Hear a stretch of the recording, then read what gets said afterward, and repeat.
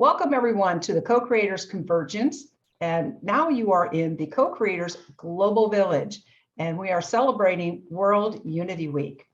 My name is Noelle Marshall, and I'm happy to be here with two colleagues, Rita Marsh from the Center for Human Flourishing, who will be our host for this hour, and her guest, Barbe Chambliss. And she has amassed an incredible amount of information of inspiring stories about women peacemaking. So with no further ado, I'm going to turn this delicious hour over to you, Rita and Barb. I'm so excited and thankful you're here. Okay.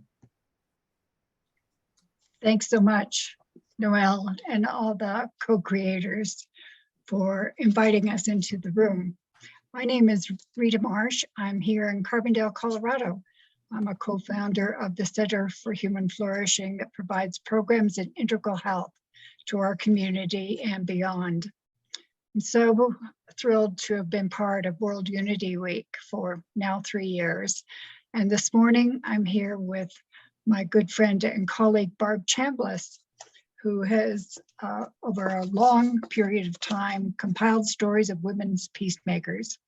And her book published in 2000, Women Peacemakers, What We Can Learn from Them, is what Barbe is going to talk to us about this morning. And I'll also let her explain more about her background and what gifts she brings to the world. So Barbe, go ahead, and I'll prepare to screen share to show slides that have been prepared. Thank you. And I will say you actually added a few years onto my project. I did interview women for 30 years, but the book finally published in 2020, not 2000. Although I feel like Yes. I've been working at it that long. So Right, yes. So I have been a person with quite a curiosity about how peace got made ever since a lot of my friends ended up being drafted and going to Vietnam when I was in high school and college. And I pursued that several ways. I learned to be a mediator. I've been a trauma therapist. I've been a teacher of kids. I teach peacemaking and mediation to kids. But by the time I got to a PhD level of things, I was asked for what topic I wanted to pursue, and what came out of my mouth was I wanted to pursue peacemaking. With a PhD, you're supposed to fill the gap in the literature hole, and there was a fair amount of information about male peacemakers, but hardly anything about female peacemakers.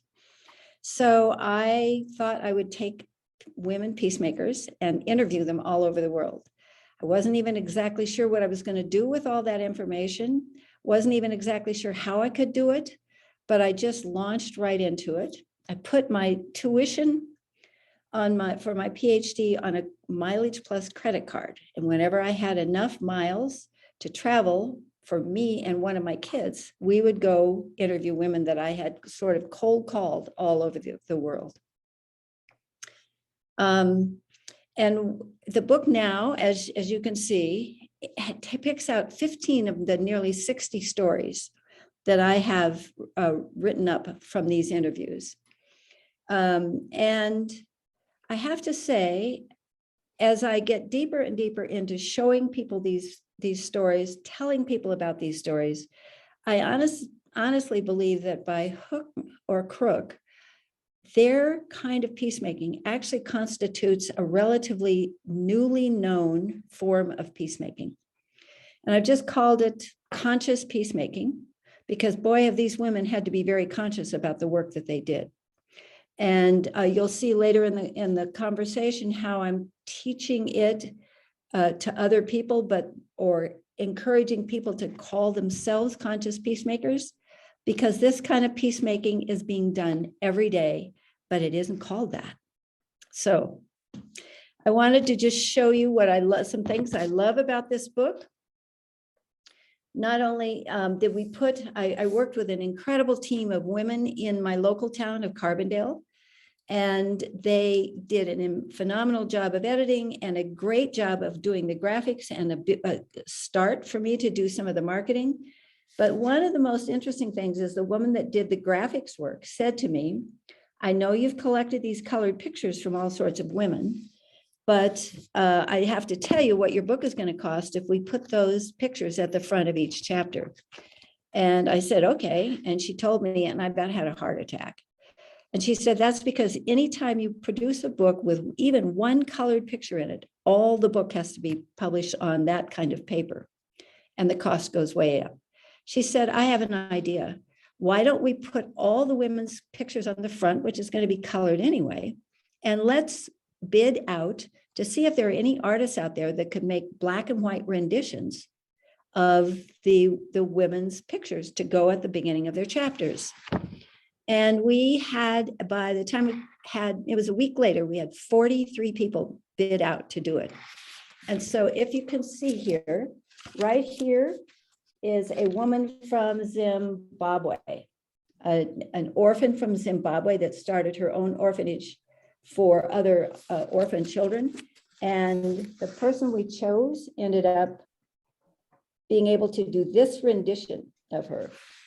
So I am deeply indebted to this team of women. They left me the rights to the book and sent me on my way to market it. And that's what I'm doing, not market it, but to let the world know about this book.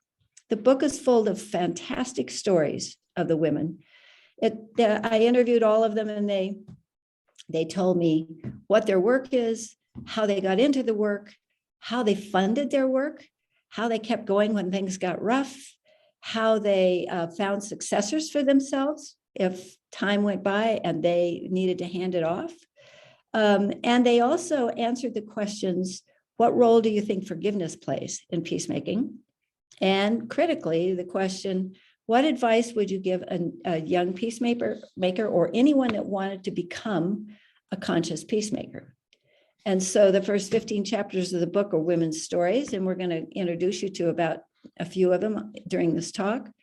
Chapter 16 is the answers to their question, what advice would you give people? And for instance, there was a clan mother there, and her very short answer was, if you want to have people be peacemakers, have them go find an elder. And some were much more verbose than that. But then chapter 17 of the book you will hear in this presentation, because it is observations I had across the board of common things that almost all these women who have never known each other did in the process of their work. And chapter 18, you'll hear about later. It's basically a call to action. It's a call to ask each reader, each listener to the audiobook, which I recorded, and each person that comes in any kind of contact with me or the book to really think carefully about an act of peacemaking that they've already done or an act of peacemaking that they would like to do, and then send it in to me, because I am still collecting peacemaker stories. So let me give you just a quick vignette. Here's one of the women in the book. Her name is Sister Mary Vertucci. Sister Mary was a Mary Knoll nun, and all those nuns are actually sent out of the United States to work in different countries. She ended up in Tanzania, became well acquainted with the Maasai population in a way that scared her. She felt that the Maasai population was actually on its way out. It was dying. So she was part of a team that assessed what was going on with them and found out that although there's a law in Tanzania that every school child has to go to school, there's simply no schools in Maasai land. There weren't at that time. And so she said, well, I think I'd like to do something about that. So, so when I first met Sister Mary in April of 1999, it was 5 months after she had this dream of herself, and she had rented a 4-bedroom house that provided a classroom, a library, a kitchen, and a dorm. At the time, she only had enough bunk beds for four bunk beds, but she had 6 students, so they were sleeping head to toe in the beds. And she had 3 staff members. And she also somehow begged, borrowed, or, well, let's just say begged, borrowed, because I don't think she had the funds to buy it, a Land Rover. and she would get in the Land Rover at the request of a Maasai mother, often under the shadow of night, and go pick up a girl that the mother wanted to be able to get some education. And the Maasai mother knew she was going to be in big trouble the next morning because there was a wedding planned for that daughter, which would have brought the father a whole bunch of cows. So Sister Mary started this. She didn't provide schooling as much as she provided a haven and a place to sleep for these girls. And she started with those 6 students. And the last I heard, which wasn't even just, was pre-COVID, she had 250 girls that she was educating. So that's one of the women you'll find in the book. Another one of the, and here's what Sister Mary said. If you educate a woman, you educate a whole nation. Investing in the education of girls can be the one investment with the highest return in the developing world. Another chapter I'll just get you to. Let's flip on to the next one, Rita. Let's go to, oh, do we have one for, we don't have one for Connie Ning. Is there one there? If not, we'll go right on. There's Connie. So Connie's husband was in the Vietnam War. He was a doctor, and after the war was over, he went back to visit the orphanages and places that he had worked in clinics, and Connie went with him. And on that trip, she saw a woman who was about to die of uterine cancer, and there was absolutely no drugs, no painkillers, nothing to help this woman out. And she never forgot that sight. So she came home and she started a program in Vietnam that introduced medicines and doctors, but more than that, she was one of the first people to do microloans. And she got some instructions on how well to do microloans.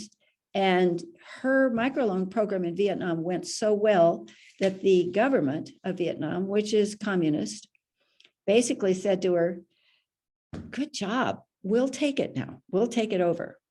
So rather than let her skills diminish or just go away, she ended up doing the same thing in Guatemala.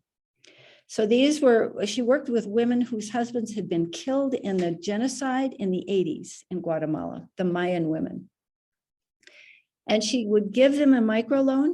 And she said to them, if you can pay off this microloan, which they did, surprisingly enough, the loans had high interest rates so that if they ever needed to borrow somewhere else, they knew they could do it. She said, if you come back and take out a second loan, we'll educate your elementary school kids. And the women came back. So besides the women starting small businesses, which was a whole new era in their life, their children got help through elementary school.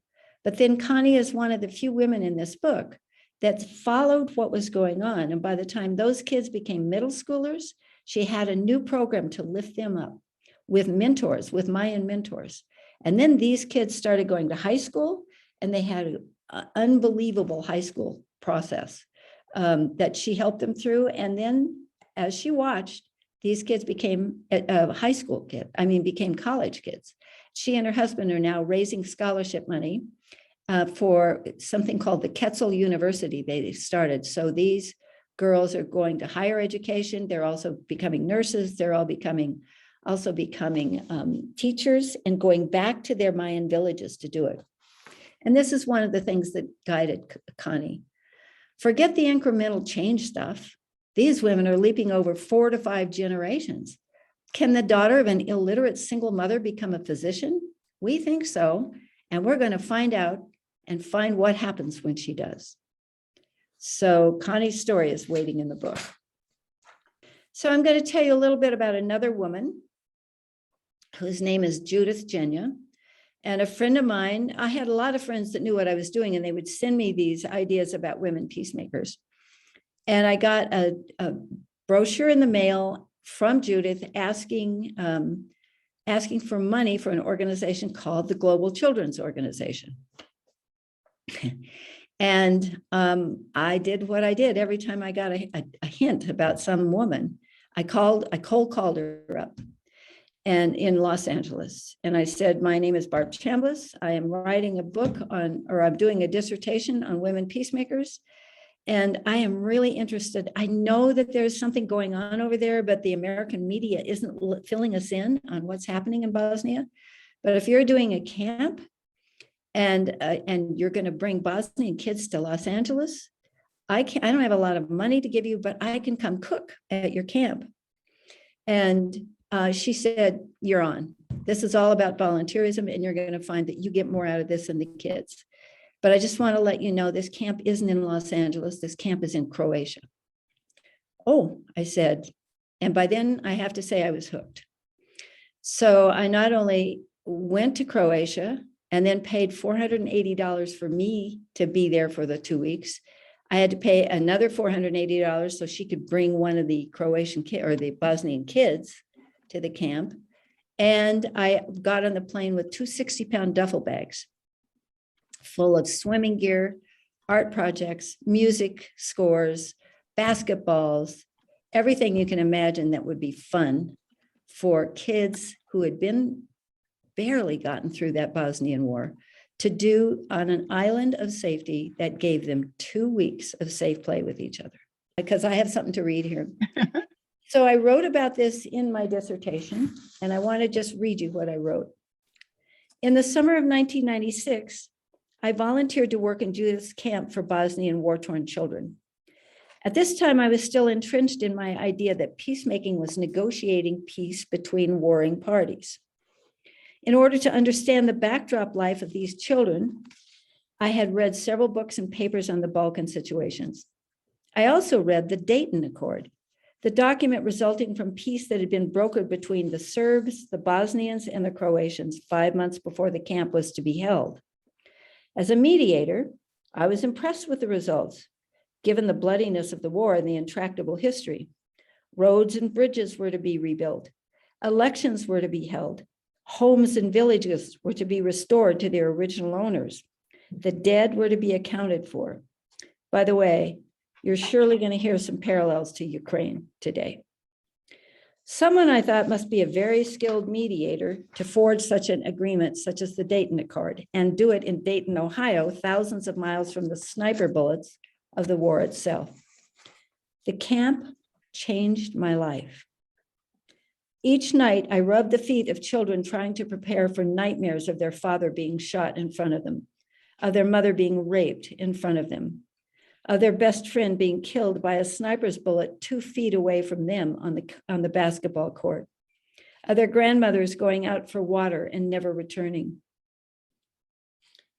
of their best friend's father betraying them, of their beloved family furniture being sparingly burned to keep warm through 4 winters of living with no heat and no windows.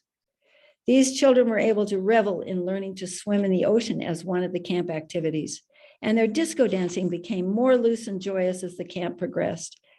But when it came time to do artwork, they drew pictures of their villages with no people in them, of guns and helicopters and blood. They were skilled at doing fine motor activities, things that they had practiced in cellars and shelters, waiting for the mortars to cease. But the gross motor activities, such as basketball and soccer, had been too exposed to be safe. In a last vengeful assault of the war, 40 of these children had lost every male in their family over the age of 14, leaving 10-year-olds as the man of the family. After the camp, the children begged us to travel to their homes or to their refugee centers with them. They begged us to come to those centers because they said, we want you to see what happened here, because we don't think anybody in the world knew this was going on. Because if people in the world knew this war was going on, why didn't somebody stop it? Our bus wound its way through the steep mountains of a truly war-torn landscape. The ride was arduous, as we had often to stop and allow for one-way traffic where the mountain roads and the bridges had been blown up, or for UN Peace Force checkpoints, or for custom checks, which were crossing a border between Croatia and Bosnia, where some of the travelers got off the bus, but were not allowed to get back on it without us knowing why. When we entered Mostar, a town with Bosnians living on one side of the river and Croatians on the other, the hatred was palpable, something I had never experienced before. I did see one rural building I did not see one rural building that was not touched by the grenades and the mortars. Muslim mosques had been mortared, burned, bulldozed, and grass had been planted over them as a special ethnic cleansing effort. The former Olympic Stadium in Sarajevo had been turned into a cemetery with all the grave markers reading 1992 or later. The National Library in Sarajevo, the equivalent of our National Library, but with centuries more history, was especially targeted with incendiary grenades to make sure that all the contents were fully burned. My experience at the former Yugoslavia spoke of anything but peace. It felt like a forest full of dry tinder ready to reignite at any moment. I was literally heartsick, not only at the devastation that war wreaks, but at the sense of being duped into believing that peace could be brokered by reconstructing things like bridges or houses or elections or schools. What was desperately needed was some means, some aspect of repairing relationships like trust and hope and self-dignity. It seemed that 2 weeks of helping children from different ethnic backgrounds play safely together had done more toward doing this than the Dayton Accord. How could a venue like mediation even pretend to negotiate things like betrayal and mass slaughter and destroyed heritages, especially when the war criminals freely walked the streets even after their indictments? I wrote off mediation at that moment as being overrated, a naive hoax of peacemaking, even though I was a mediator. But since that time, several things have happened to alter my rigid stance. First, I realized that if the Dayton Accord had not been negotiated before the camp, I could never have traveled with the children to their homes and remained in semi-safety. It might also have been risky for the kids to get to the camp, the 10 hours of bus ride they needed. Second, I followed the news of the former Yugoslavia. I read the heroic, nonviolent revolutions led by students and citizens of Serbia that ultimately toppled Milosevic, the dictator with a bad personality disorder. I realized that the ceasefire negotiated by the Dayton Accord laid the foundation for this happening. I began to realize that the repair of relationships is slow going and dangerous while the bullets are flying. So that's a little bit about what this kind of peace is not. It is not mediation. But Judith's whole idea is, you could go back one, read it for a minute. The concept of hatred growing in the hearts and minds of yet another generation of children is abhorrent to me. I think one way to do this is to interrupt it with goodness, the power of goodness. So what I'd like to tell you now is a little bit about what is this kind of peacemaking. And I will say it's a kind of peacemaking that's in plain sight, but hidden in plain sight. Everybody is doing stuff like this every single day, but they are not necessarily calling it peacemaking. When my dissertation committee said to me, how are you going to find your subjects to be interviewed? And I said, well, I'll ask people. And they said, well, you can ask strangers on the street who's a peacemaker, but we need 2 validations of them being a peacemaker. We need the woman to validate herself. And boy, was that really difficult. And I'll show you in a minute what I did to overcome that at the advice of my teenage son. But most people find a theory or have a theory when they're going to go do a dissertation, and then they go do the research to prove it or disprove it. I didn't have a theory in the beginning. I just wanted to get these peacemaker stories. And at the end of it, I found this theory out of looking at thousands of them. This is by a man named Adam Curle, C-U-R-L-E. He's a Brit. And he's the only one that really explained the kind of work and the level of when they did the work that these women were doing. So just briefly to show you, most of this, the work of these women was in the lower right-hand corner.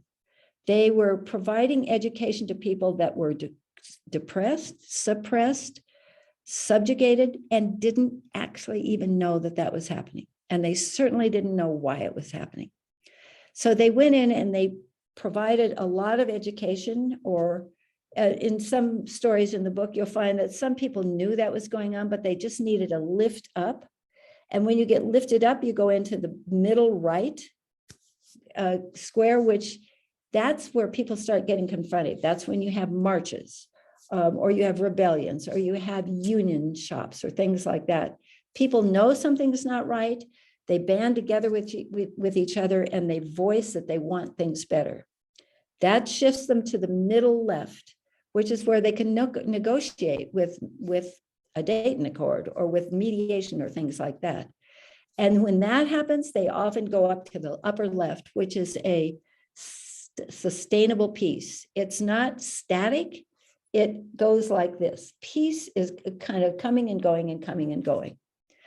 And so I call, if you look to the left of this white piece of white centerpiece, the confrontation and the negotiations, those are grassroots efforts.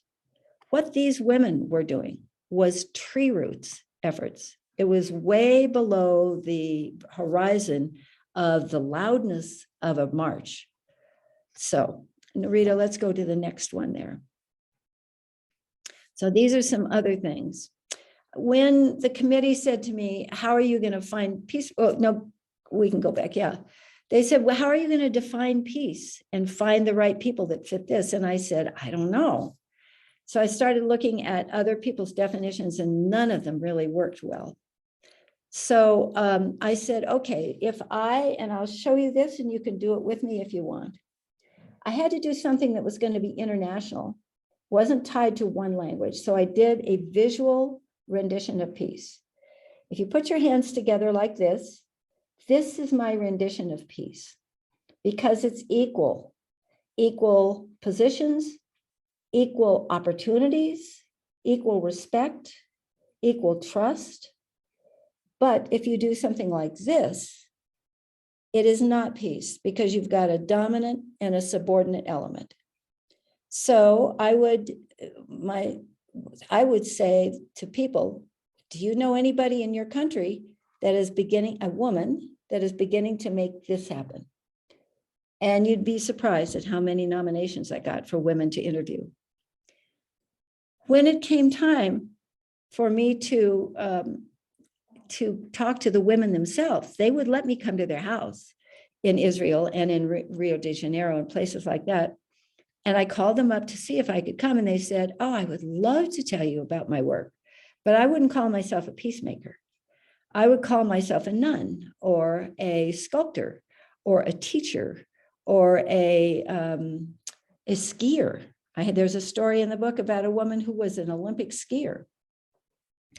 So my son said to me, Mom, when you interview these women, ask them what their work is about, and then ask them if they do anything to bring this about. And that was magical. So when I did the interview, I asked, what's your definition of peace? Are you doing anything to bring it about? And then I would stop for a minute and I would say, well, if that's so, would you consider that you're a peacemaker? You're bringing peace about? And then I would just be really quiet. And I would watch the vision on their faces change to accept the title of peacemaker. I had no idea how hard it was going to be for people to be able to call themselves peacemakers. So I want to tell you one other thing about how these women go about their work. If you've got a disparity in power here, one way to equalize these things is to try and push down the power. It's not a sustainable way of doing things. It's often tried, but it's not sustainable. So if you also want to help these people down here, you could do this. Or you might even do this. But these women don't do that. What I saw these women time after time after time do, they were making peace like this. So they worked with people and alongside them until the opportunities were available to these people enough for them to stand on their own. Okay, Rita, we could switch to the next. So I just want to give you just sort of an overview of this kind of peacemaking. And you're going to hear really common phrases and you're going to go like, duh, I know that. But I want you to tell you that when you put all these phrases together, this is a unique kind of peacemaking, that the more it can be taught, especially to kids, the more it will be spread without people even working hard at it. It's a conscious process of giving someone or something, it might be an animal, it might be the earth, it might even be yourself, an aspect of yourself, giving them a hand up, not a handout, to empower them into a position of equal respect. It's often done very, very proactively. You can't do this kind of peacemaking and be successful at it when there's a fist fight going on right now. You have to do it proactively. It's done at that tree roots level. It's often done hidden and quiet. The name of my dissertation was Women Peacemakers, the Hidden Side of Peacemaking.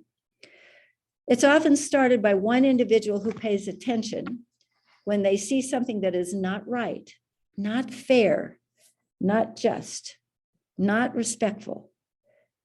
It achieves long-term empowerment of another person's potential. So this is something that happens at least with two people at the same time. And boldly enough, this has the potential to make war irrelevant. That is a big, bold statement, but I'll tell you where it came from.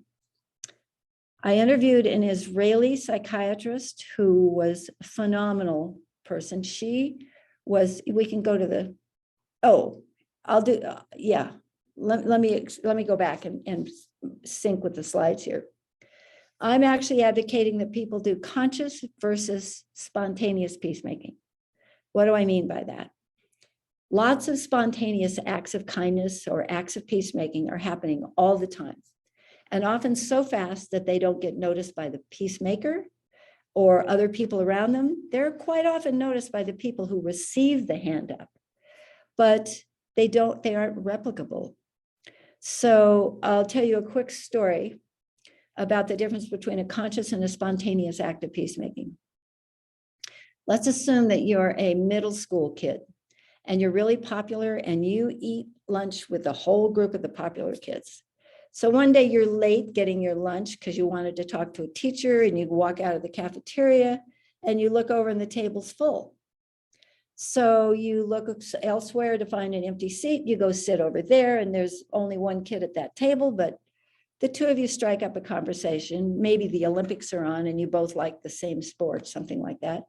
And then when you go to clear your dishes and you stand up, the kid says, you know, I really appreciate you sitting here. Nobody has sat with me all year. And you go like, whoa, that's right. I do kind of remember this table being mostly empty. And it's why I could sit here.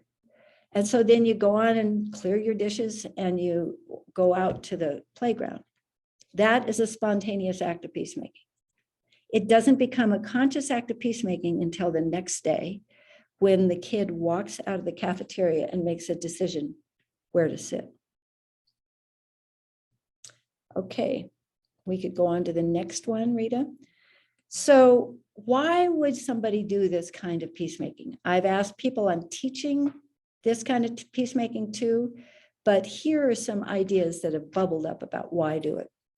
This kind of peacemaking is regenerative, which basically means you leave a situation better than it was when you first went there. And it is that way. I mean, when you do a conscious, ongoing piece of activity, things, any way you cut the cake, are better not only then, but for the generations forward. The Maasai kids will go help their younger siblings with homework. They will go back to their villages. They will raise kids that already, it's assumed that they'll go to school. Also, it changes things for the better at not only the individual, but at the systems level. So not only is that kid that goes to school in better shape, but the whole Maasai population has been raised up by the young women that are coming back to be nurses and teachers and tourist guides and things like that. So it's pulled them out of what Sister Mary thought was a road to demise. It is also very reciprocal. When you do this, you get as much or more out of it. And I can tell you from being a volunteer at the Bosnian camp, you will get as much or more out of it as the person that you are lifting up, helping lift up.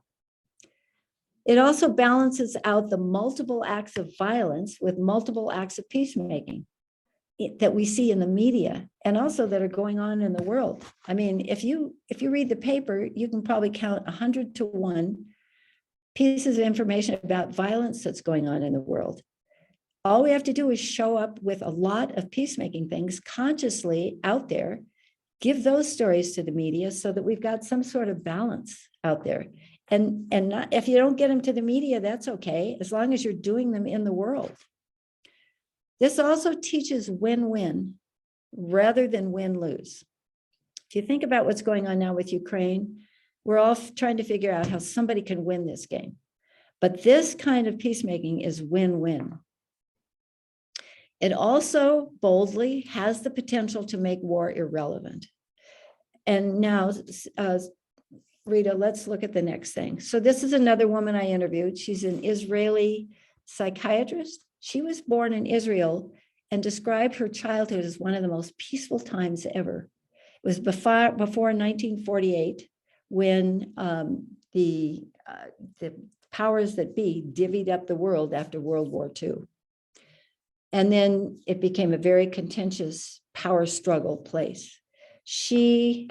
I'll let you read in the book what she did. It was pretty phenomenal what she did to bring about, both at the systems level and the individual level, respect to the people that were not getting healthcare services, they were not getting noticed, they were not getting election notices, they were being killed all the time, and she evened that stuff out in a really fascinating, interesting way. But what she said is what made me think this makes war irrelevant. She said, when peace is made, if it's like this, it is a synonym for respect. When people respect each other, they are willing to share power. Share power. If that were going on all over the world, I don't think we would have the situation we have now. I think wars would be irrelevant. So how do you do conscious peacemaking? I just want to make sure we're zooming along here. Chapter 17 of this book identifies 24 items. They're just bulleted items that I saw happening across the board in all of these women with their work. What I'm going to do is suggest that you close your eyes and let me read them to you so that you get them audially and you don't distract that audio intake with visual stuff. Number 1, be awake when the opportunity presents itself.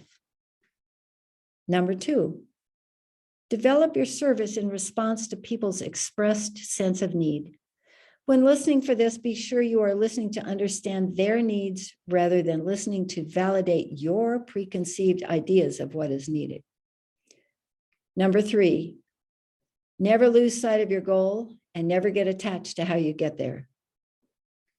Number 4, learn who the local peacemakers are and be respectful of their peacemaking traditions. Number 5, every day, revisit the wisdom of and your willingness to continue this work. Number 6, operate from unconditional caring, not from sentimentality. Number 7, making a difference in the world might be your primary form of compensation. If you need money to do your work, be creative about sourcing it. Number 8, work under the radar of the oppressors when called for. Number 9, work with and not for. Work alongside those who request your services. Number 10, acknowledge, validate, and nurture the strength of those with whom you work. Number 11, work simultaneously at both the individual and the systems level. Number 12, pace yourself. Make a little peace, make a little dinner. Know that your work might not be completed in your lifetime. Number 13, be aware that peacemaking may be dangerous, but does not have to be dangerous. Provide for your safety. Number 14, be willing to hang out on the margins of society without taking it personally. Number 15, practice patience and persistence. Employ both of them simultaneously. Number 16, most of your learning will be on-the-job training or osmosis from other peacemakers. Observe what your mentors do and don't do and why. Number 17, first go small and deep with your work. Then think about the wisdom of going bigger. Many peacemakers stay small and deep. Number 18, sometimes anger works as a good motivator, but never use it as a plan of action. Number 19, rising up out of a depression can launch amazing acts of peacemaking, and likewise, doing an act of peacemaking can, but it doesn't necessarily always, disappear depression. Number 20, do not use violence of any kind, including to yourself. Number 21, when making choices, choose what keeps you in integrity with your goals and your conscience. Number 22, pray. Number 23, the amount of outside pressure you may feel from those that disapprove of your work may be great. Meet it with a greater amount of inner resolve, integrity, and grit. And finally, number 24, when overwhelmed by what you can't do, refocus on what you can do, and then proceed with the next right thing. So let's ask the question, who does these acts of conscious peacemaking? Well, clearly the women in the book do it. But these women's stories are phenomenal and not necessarily what an everyday ordinary person would want to undertake. So I've asked, when I came back from Bosnia, I was so moved by what happened. I said, I can't make this an academic exercise anymore. I've got to come back and do something about this. And I did. For a year after I returned, I wrote letters. I talked to the president at the time. I gave a lot of talks about it. But even that is more than just the average person wants to either do or cop to doing. Let me say that. So you don't have to be famous to be unforgettable. If you do an act of peacemaking today with someone, they will not forget you. So I ask everybody in chapter 18 of the book to please choose an act of peacemaking that they might do in the future, or to pick one that they've done in the past and send it in to me, because I'm still collecting peacemaker stories. And I hope to have refugee peacemaker stories, prison peacemaker stories, kindergarten peacemaker stories from everywhere. So I've collected a few of them. I want to be careful about timing here. I'll read you very briefly. One is of a young man who, very quickly, I'll read it. It said, using the power of plants to help vets. When he left the Air Force in 2008, several years after his father's death in a motorcycle accident, John Mashi felt alone and isolated, and he figured other vets might be struggling as well. I wanted to create a community for following veterans who needed a safe sense of belonging, said Mashi, age 38. I had this vision of growing a healing farm because it's just as important to feed the body as it is to feed the spirit. So in 2013, Mashi transformed a 9-acre plot of land in Hendersonville, North Carolina, that his family had used to raise pigs into lush farmland, and filled it with organic fruit trees, berry bushes, and medicinal herbs and flowers. I learned pretty much everything about planting and growing from watching YouTube, said Mashi, who with his wife, Nicole, age 34, now invites former service members to volunteer as needed to help keep the farm running. The vets, who often stay on the property in shipping containers transformed into bunkhouses, learn new skills But they also find purpose in life, says Mashi, who's convinced that in addition to producing nutritious foods, farming provides the vets with numerous therapeutic benefits, including physical exercise and vitamin D from spending time in the sun.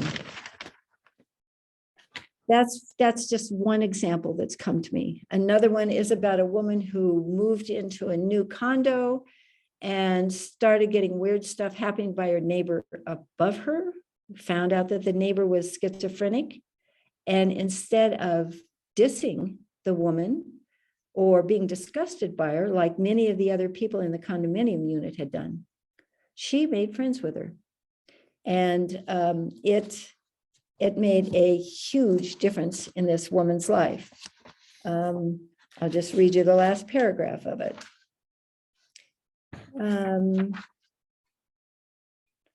Others who lived here longer have told me stories about some of Ellen's behaviors that scared people. Most folks tell me that Ellen is much nicer since I moved in. What I notice is that Ellen does much better when someone talks to her regularly. It's pretty easy to do since we're neighbors. She still has her moments. They're not as frequent as they used to be. If I hear her calling out, I pop my head out the door and ask, "What's going on?" And she de-escalates very quickly, and we both go about our business. So who else does this? I have decided that if I had to target one audience to go to and teach this kind of peacemaking, it would be students.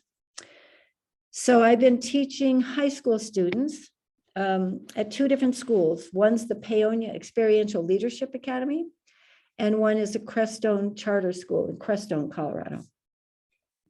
The students read the chapters in the book, they reflect on them, and talk about, well, how did this woman find her work? How did she fund her work? Things like that. And they then do an act of peacemaking. And I probably don't have time right now. I just want to tell you that the Peonia kids decided to interview elders because the elders were feeling isolated and devalued in our community. They interviewed them, and we made a video of it and showed the video at the local movie theater, and the theater was packed for the first time in COVID. And the Crestone kids taught the younger kids, the 4th or 5th grade kids, how to be mediators in their school. So that sort of leaves you, the audience here, as potential contributors of peacemaking stories. Now, you won't get a certificate like the high school kids get a certificate from the National Peace Academy that recognizes what they've done, and they can use it on their college applications or what. What you'll get is the satisfaction of calling yourself a peacemaker. So one last person I want to introduce you to from the book is the clan mother. Rita, can we bring her back, do you think? Because what she told me was this. I'm off screen share right now because we're running short of time. Oh, okay. Okay. Let's see if I can read it. I'll read it really quickly, and then we will be short of time. I mean, we'll be on time, maybe. She said this: we should all acknowledge that each one of us was put on this planet at this important time in history for a reason. It is out of duty and responsibility. It is our duty and responsibility to speak up for the voiceless. So that's my shtick about conscious peacemaking. I don't know if we want to, if there are any questions or we're out of time. Rita, how are we doing? We've got like 3 minutes. We want to ask folks to send your stories in, and I'll put in the chat your email address so folks can do that. Yes, that would be great. If you are so moved to look over the past events of your life, or you see something in your community or in your school or in your family, or hear it on social media, and you think, wait, that's not quite right, I want to just check into that, and you go do anything about it, please write it up. A couple pages is plenty, and send it into the screen that we're going to put up next. Would it be possible to put the link in the chat because we do need to honor our next guest coming in? Yes, we can Yes, do that. I'll do that. Yeah, Okay. put that in the chat, but also announce it so the people that are listening and don't have access to the chat. All right, you can either go to my website, which is barbechamblissauthor.com, or you can go to this email, Barbe, B-A-R-B-E, Mhm. dot Chambliss, CHAMBLISS, 44 at gmail. Excellent, excellent. Thank you so much, Rita and Barb. I love this presentation. And I'm just going to say one thing real quick. Okay, Yes. so we're driving, we are on a long trip, 12 hours or something. And we're going over these bridges and over this and over that. And they have all these memorial signs. And I said to Bob, I am so tired of seeing men's name on all these memorial signs. Where are the women? And you go to Washington, D.C., and you go to these places, all these war memorials, and you get this teeny little thing for peace, and I wish there were just more for that recognition. So I'm on a campaign to rename a lot of things. Well, let's just put it out. We don't even need to rename them. We need to newly name hundreds of them. How about that? How about we start a little list on your website? On my I'm website, and renaming this. perfect. That would be perfect. What a co-creation. Yes. Thank you, ladies, so much. This has been awesome. And I do